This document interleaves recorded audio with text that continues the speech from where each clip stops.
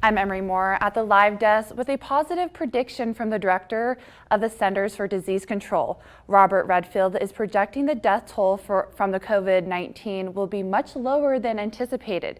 Originally, officials predicted that the virus would kill 100 to 240,000 Americans. The new prediction is estimated to be somewhere around 80,000. They say Americans are taking social distancing seriously. The coronavirus is having a huge impact on schools, as she just said, and the students feeling it the most, those seniors. CBS 2's Haley Kramer talked to two Treasure Valley seniors as they looked back at the past 12 years and look ahead to an uncertain future. All of us were talking about it jokingly, like, oh, you know, I bet this is going to be the last time I see you guys, whatever. And if I would have known that, definitely wouldn't have taken it so much for granted. Leeann Barton, like many other seniors, couldn't have imagined ending her high school career from behind her own computer screen. I've cried quite a few times just because it's like we're missing out on, even if they are small monumental moments, there's still like things that I had the expectation of happening. Like I said, the walk through the school and the senior prank and the senior skip, all that stuff. Like Barton, Gavin Bulifant, a senior at Nampa High School, was looking forward to prom. He and his girlfriend of many years chose not to go to their junior prom. We were going to go to prom this year, do it really big. I just got a pretty nice car this year, going to roll up in that, looking all fancy and stuff.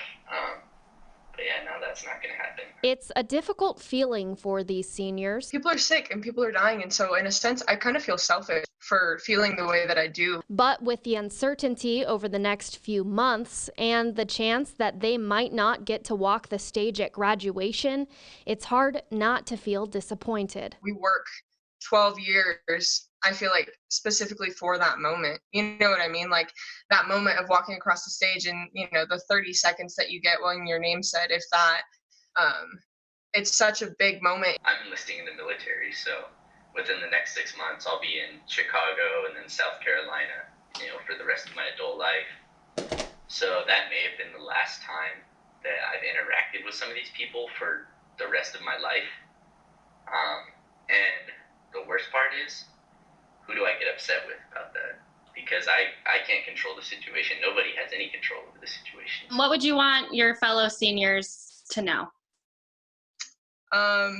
Just that, like, we're in this together and like we got this. You know, we're gonna get through it and we're gonna be okay. You know, at the end of the day, even if it's not in a positive way, we're gonna go down in history. You know, we're gonna be the class that kind of goes down in history. And you know, if you can find the silver lining in it, find that. You know. Find that piece. Haley Kramer, CBS 2 News. Cities around the Treasure Valley are feeling the pinch as we battle to slow down the coronavirus.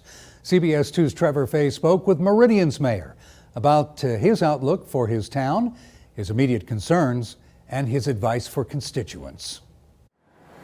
The mayor tells me that any City Hall employees who can work from home are, and that it has not impacted his ability to lead the city during this pandemic. Robert Simison has been a public servant for decades, but has never faced a challenge like this. The coronavirus has brought life to a standstill and thrown his city into uncertainty. One example, what's to be done for businesses that are now closed. The state constitution limits what we can even do as cities, so really the help that people are going to receive is going to be through the state and federal government, through the loans that they provide for small businesses. Idaho hospitals have mostly stayed ahead of the curve during the outbreak thanks to emergency preparations. And the mayor is keeping a close eye on Meridian hospitals to make sure that doesn't change. We are in constant communication, either directly with them or through a work group that's set up through Ada County, where we get reports on the updates of the hospitals in the area. Simison is calling for rapid testing to get the most accurate number of infections. It is so important that we need to get more people tested, so we really have a good idea about where we are as a state, as a city, as a county, as a region. His plea to the people of Meridian: be patient, shelter in place, keep your distance, and cover your face. Easter Sunday looms large for members of the Treasure Valley's Christian faith. But as CBS 2's Scott Logan tells us, this Holy Week is unprecedented. For the first time in living memory, the celebration of Easter, a time to come together, coincides with a worldwide moment of staying apart. Most of the Christian faithful we talk to will be using technology to embrace theology. For example, St. John's Cathedral in Boise will live stream many of its Catholic observances during Holy Week. At Cathedral of the Rockies, you can follow the services there on the church's website. And like many faiths, the Church of Jesus Christ of Latter-day Saints will be following social distancing guidelines and not congregate at their usual places of worship. This year's obviously different because of COVID-19, and families get to determine their own worship service. In the Jewish faith, Passover begins Wednesday night, and traditional community Seder gatherings will now be held at home. And Rabbi Dan Fink says the people should not stress out about how they observe this year. You know, it's not a normal year, so, you know, do your best. CBS 2 wants to highlight the positive happening in our communities during this challenging time. Take a look at this. The Blaine County Sheriff's Office posted this picture on Facebook with this caption.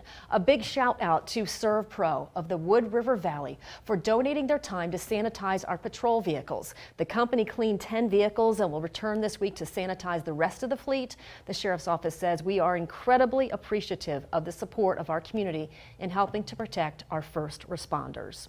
If you have someone who should be recognized as the best of Idaho, please email us at news@kboi2.com, or you can just send us a direct message on Facebook so we can celebrate them here on CBS 2.